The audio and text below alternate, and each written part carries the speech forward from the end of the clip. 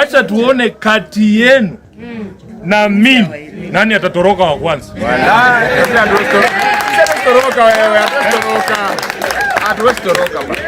Mheshimiwa Mvisa, nataka kuona hizi sura hapa. Kati yenu na mimi nani atanunuliwa wa kwanza? He walked into Bungoma and threw the first challenge at the crowd before anyone could throw one at him. Yenu na mimi nani atanunuliwa wa kwanza? Hatuwezi kununuliwa. Acha tuweke bet leo, si ndio? Si mnaogopa nitanunuliwa? Pia mimi naogopa mtanunuliwa. Mnaogopa nitatoroka? Hata mimi naogopa mtatoroka. Edwin Sifuna, Nairobi senator, stood before opinion leaders from Trans Nzoia County and Bungoma County and asked who among them would be purchased first and who would run first. Wacha tuone kati yenu na mimi nani atatoroka wa kwanza.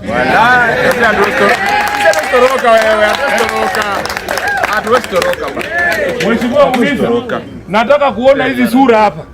Kati yenu na mimi nani atanunuliwa wa kwanza? The crowd answered that they would not be bought, that they would not flee. He laughed with them, but the laughter carried the sharpness of a man who had already tasted that loyalty and intends to taste it again.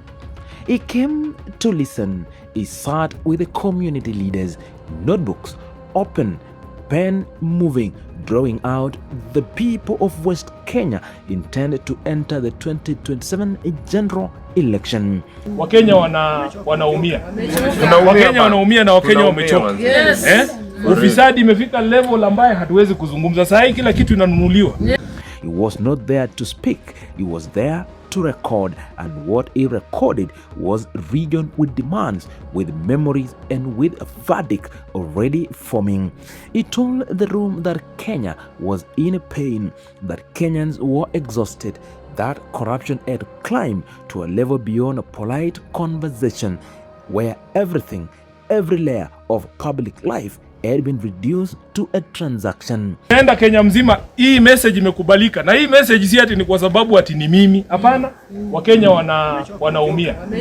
Wakenya wanaumia na Wakenya wamechoka. Ufisadi imefika level.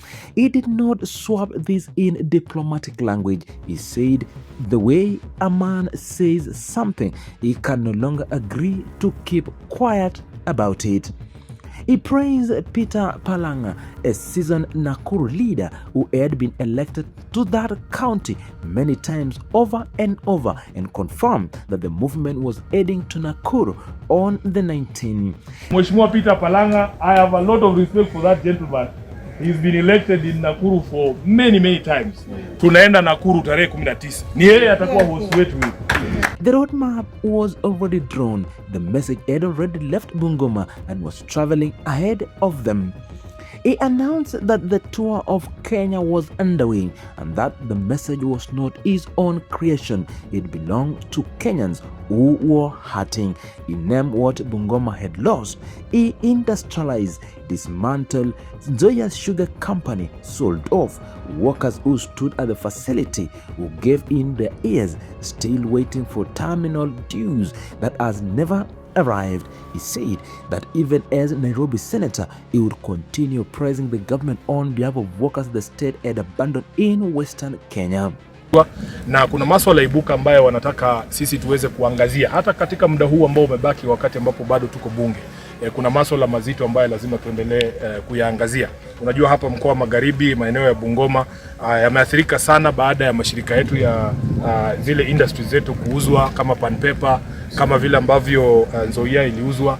Kuna masuala mengi, wanasema wafanyikazi ambao walikuwa pale Nzoia bado hawajalipwa ridhaa yao, na kama kiongozi ambao anaondokea eneo hili, hata kama mimi ni senator wa county ya Nairobi, wangependa kwamba tuendelee kushinikiza serikali iweze kutenda haki kwa ajili ya wafanyikazi wote ambao walikuwa pale Nzoia. He turned to a man beside him, called him clear. No corruption, no deal, no compromises. hidden in the fine print of political survival. He said the movement was thinking careful about how to present the best leadership to this nation. It had seen top tier and compromise and accountable, and that this gathering in Bungoma was only the first conversation. Consulting our bosses, and our bosses are our voters. And I know Honorable Edwin Sifuna is a listening person. So we've come to listen, and we have listened properly, and when we make a decision, we shall tell you. Yeah. Thank you very much.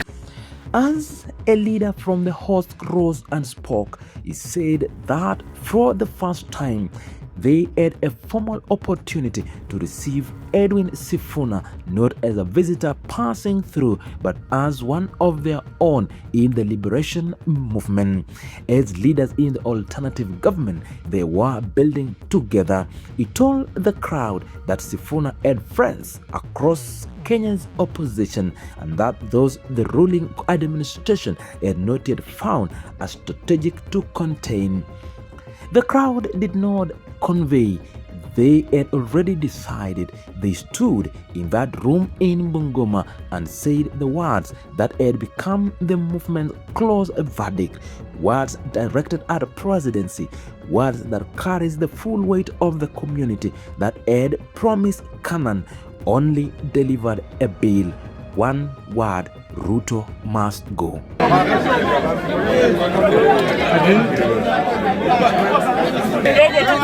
Kwa sababu hatujakuja na ile kipaza sauti, itabidi tutulie, si ndio? Na waomba kwa sababu kidogo tu.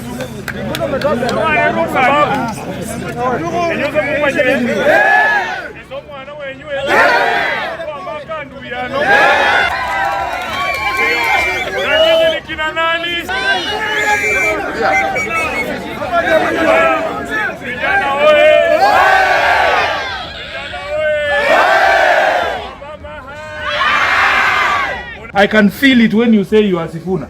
I can feel the support. Hakuna hata kitu kingine naweza waomba zaidi. Wallahi. Wacha tuone kati yenu na mimi nani atatoroka wa kwanza. Wallahi. Atatoroka wewe, atatoroka. Mheshimiwa Mwiza, nataka kuona hizi sura hapa. Kati yenu na mimi nani atanunuliwa wa kwanza? Hatuwezi kununuliwa baba. Wacha tuweke bet leo, si ndio? Si mnaogopa nitanunuliwa? Pia mimi naogopa mtanunuliwa.